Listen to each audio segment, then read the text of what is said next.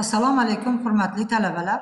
Elektronika va mikroprotsessor texnika fanidan navbatdagi so'nggi ma'ruzamiz mikroprotsessorli tizimlar va mikroelektron hisoblash mashinalariga bag'ishlangan.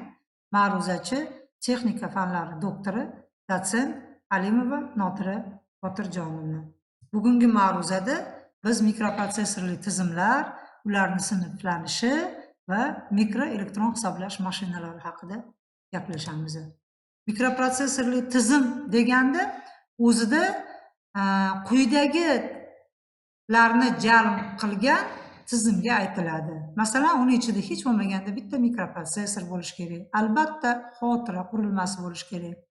Ma'lumotlarni kiritish va chiqarishga mo'ljallangan portlar bo'lishi kerak. Ma'lumotlarni kiritish, chiqarish uchun turli shinalar bo'lishi kerak va kontrollerlar iborat bo'lishi kerak. Mikroprotsessor va mikroelektron hisoblash mashinalarini mikroprotsessorli tizim darajasi bo'yicha quyidagi sinflarga bo'lish mumkin. O'rnatilgan nazorat va boshqaruv tizimlari bor. Axborotlarni jamlash va ishlov berish mahalliy tizimlari bor. Murakkab obyektlarni boshqarishda taqsimlangan tizimlar mavjud.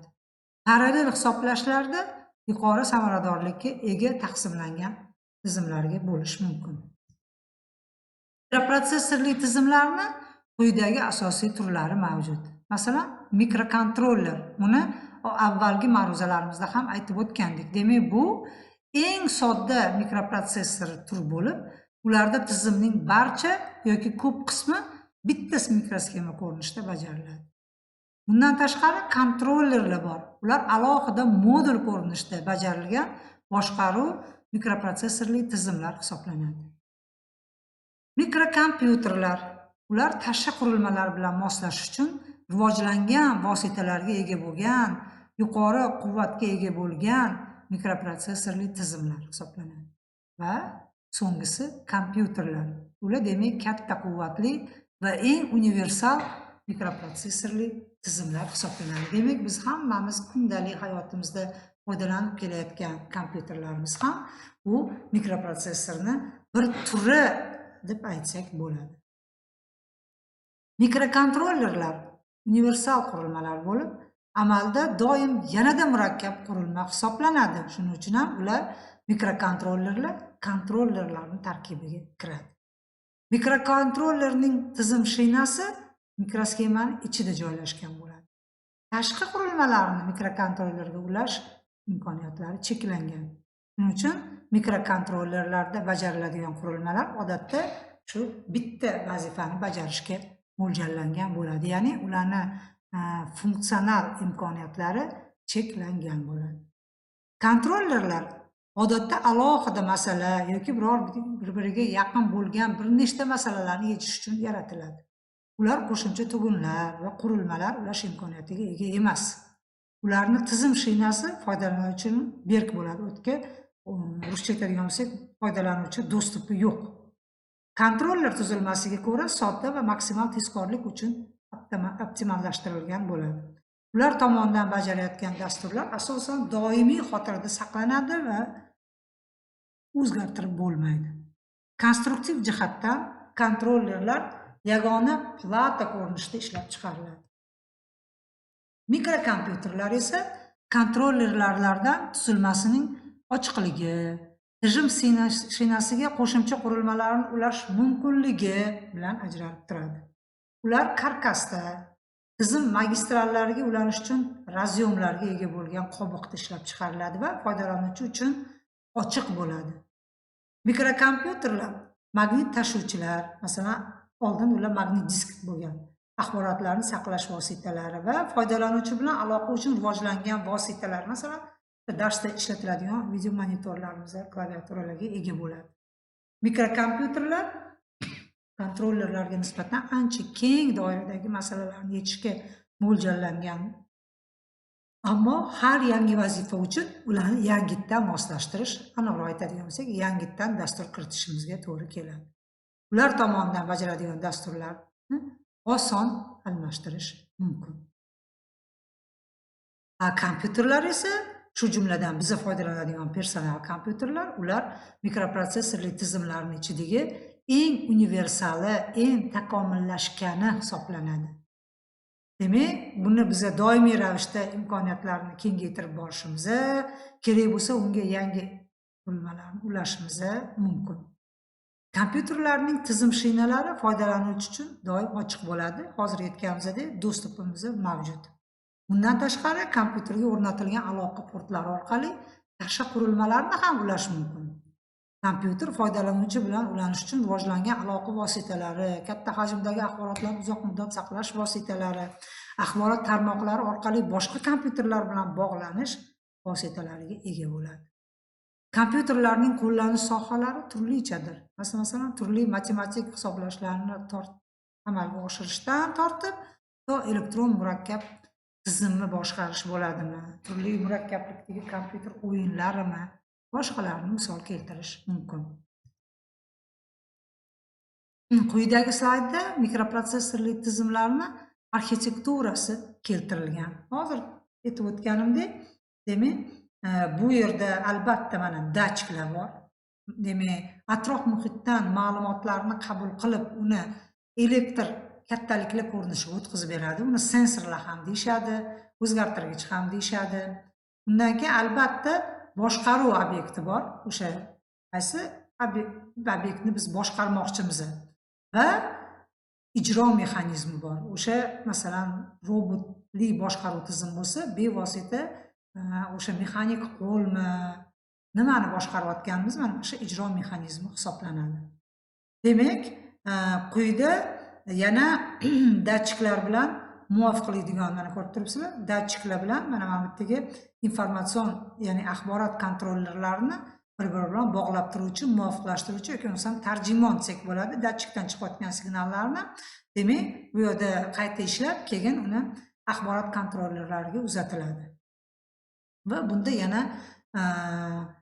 informatsion kontrollerlar bilan muvofiqlashtirish bloklari ham mavjud. Ko'rib turganingizda mana quyida asosiy xotira, uni ichida doimiy xotira, uni avvalgi leksiyalar ma'ruzalarda o'tdik, va tezkor xotira mavjud. Va yana to'lib qolsa bu xotira mana biz quyida qo'shimcha xotira ham mavjud. Demak, ko'rib turganinglardek, mana bu yerda magistral deyiladi, boshqaruv magistrali, ma'lumotlar mana magistral данных deyiladi, shina emas, endi bu yerda magistral deb ko'rsatilgan va adreslar magistral. Mana ko'rib turibsizlar, hammasi ikki tomonlama ma'lumot almashishga mo'ljallangan. Demak, nima qilar ekan, o'sha datchikdan olingan ma'lumotdan, demak, muvofiqlashtiruvchi blok orqali informatsion kontrollerlarga uzatiladi. Ular bevosita o'sha ma'lumotlar blokidan mana ko'rasizlar, ular bir nechta bo'lishi mumkin. Blok orqali o'sha kontrollerlarga uzatiladi. Ular endi teskarisi bo'ladi, informatsion kontrollerlar bilan datchiklarni muvofiqlashtiradi va u bevosita ijro mexanizmini harakatga keltiradi. Demak, mikroprotsessorli tizimlarning qo'llanish sohasiga ko'ra ular yana maxsus va universal o'rnatilgan va avtonom turlarga bo'linadi. Zamonaviy mikroprotsessorli tizimlarda buyruqlarni tanlash va bajarish jarayonlarini tashkil qilishga mos ravishda ikkita arxitekturadan biridan foydalaniladi. Masalan, von Neumann arxitekturasi bor va Garvard arxitekturasi bor. Mana ko'rib turgan slaydlarda von Neumann arxitekturasi keltirilgan. Buni o'ziga xos tomoni shundaki, dasturlar va ma'lumotlarni saqlash uchun umumiy xotira qo'llaniladi. Mana ko'rib turibsizlar, o'zgarmas doimiy xotira mavjud. Bunisida tezkor xotira, bu undan ham tez stek xotira ko'rsatilgan. Mana bu yerda demak, interfeysni, ma'lumotlarni kiritish chiqarish blokini xotira bilan bog'lovchi blokimiz bor. Mana ko'rib turganinglardek, alohida hammasiga adreslar shinasi, ma'lumotlar shinasi, boshqaruv shinasi orqali alohida buyruqlar alohida shinada, ma'lumotlar alohida, ularning adres ko'rsatkichlari alohida shina orqali uzatiladi. Mana bu yerda demak, markaziy protsessorimiz asosiy ishni bajaradigan va undagi o'sha ma'lumotlar saqlangan ichki registrlar mavjud. Ko'rib turibsizlar, bular ham ma'lumotlarni ikki tomonlama qabul qiladi, ham uzatadi, ham qabul qiladi. Mana bu yerda endi ikkilik sanoq tizimida chiqayotganligi uchun o'sha buyruqlar ikkilik tizimga shifrator orqali qo'llaniladi. Demak, buni xususiyati shundaki, mana ko'rib turibsizlar, garchi u doimiy xotira qurilmasi bo'lsa ham, mana tezkor qurilma sifatida bundan foydalaniladi. Yana afzalligi bu qurilmani soddaligi, chunki e'tiboringizga faqat umumiy xotiraga murojaat qilinadi. Bundan tashqari yagona xotirani ishlatilishi dasturlar va ma'lumotlar o'rtasida resurslarni tezkor qayta taqsimlash imkonini beradi. Bu esa dasturiy tomonidan mikroprotsessorli tizimni egiluvchanligini oshiradi. Demak, biz biror bitta yangi dastur yozadigan bo'lsak, buni uncha qiyin bo'lmaydi buni takomillashtirish. Umumiy xotirada stekni joylashuvi uni tarkibiga yana murojaatni yanada yengillashtiradi. Shuning uchun bu arxitektura universal kompyuterlar, shu jumladan o'sha kundalik siz bilan biz ishlatib kelayotgan personal kompyuterlar uchun eng asosiy arxitektura hisoblanadi. Ikkinchisi Garvard arxitekturasi deyiladi. Bunda buyruqlar va ma'lumotlar uchun alohida manzillar ishlatiladi. Demak, mana qaranglar, mana xotira qurilmasi, demak, bu yerda doimiy xotira turibdi. Bunisida esa ma'lumotlar alohida turibdi. Yana ko'rib turganingizdek, haligi buyruqlar deshifratori bor. Bu ham stekka tezkor xotira murojaat qiladi. Alohida adreslar, ma'lumotlar, boshqaruv qurilmalari, shinalari ajratilgan. Bu esa yuqorida slaydda ko'rganimizdek markaziy protsessor va o'sha registrli tezkor xotira qurilmalariga ulanadigan tashqi qurilmalar hisoblanadi. Mana ko'rib turibsizlar, bu yerda yana alohida ma'lumotlar saqlanadi. Garvard arxitekturasi von Neumann arxitekturasiga nisbatan dasturlar bajarilishida amallar parallel bajarishi evaziga tezkorlikni ta'minlaydi. Ko'rib turibsizlar, ular как бы topshiriqlarni ikkiga bo'lib olib, bir paytda o'zida parallel ishlashga mo'ljallangan. Keyingi buyruqni tanlash jarayoni avvalgisini bajarish vaqtida amalga oshiriladi. Demak, hozirgi buyruqqa bajarib turganda o'sha keyingi buyruqqa tayyor turadi. Mazkur usul bir xil taktlarda turli buyruqlarni bajarishni ta'minlaydi va natijada sikllarni bajarish vaqtini va o'sha dasturni bajarish uchun mo'ljallangan kritik, ya'ni eng maksimal qiymatda qisqa muddatlar ichida bajarilishini soddalashtiradi. Endi mikroelektron hisoblash mashinalariga keladigan bo'lsak, ularning soni va turi juda ko'p. Shuning uchun biz ulardan 5 tasini mazkur ma'ruzada ko'rsatib o'tishimiz mumkin. Demak, ko'p foydalanuvchilarga ega bo'lgan mikrokompyuterlar, bular katta quvvatga ega, turli vaqt rejimlarida ishlaydigan bir necha video terminallar bilan jihozlangan bo'lishi mumkin. Ularda bir nechta foydalanuvchilar bir vaqtning o'zida samarali ishlashlari mumkin. Endi personal degani shaxsiy kompyuterlar. Bunda o'z nomi bilan aytib turibdi, bitta foydalanuvchiga mo'ljallangan bo'lib, o'sha keng ko'lamliligi, universalligi, ya'ni undan foydalanish uchun qanaqadir bir maxsus bilimga, ko'nikmaga ega bo'lishi talab etmasligi bilan ajralib turadi. Bundan tashqari yana o'sha mikroelektron hisoblash mashinalarini ishchi stansiyalar ko'rinishidagi turi mavjud bo'lib, u bitta foydalanuvchiga hisoblash tarmoqlarida ishlashga mo'ljallangan bo'lib, ko'p hollarda ma'lum ishlarni, masalan, o'sha chirtyosh chizish bo'ladimi, turli muhandislik ishlar bo'ladimi, mana nashriyotlarda o'sha Photoshop deymizmi, nima o'sha AutoCADlarda ishlashlarda maxsus ixtisoslashgan funksiyalarni bajarishga mo'ljallangan bo'ladi. Bundan tashqari yana serverlarni alohida ko'rsatish mumkin. Bularni sizlar yaxshi taniysizlar, bilasizlar.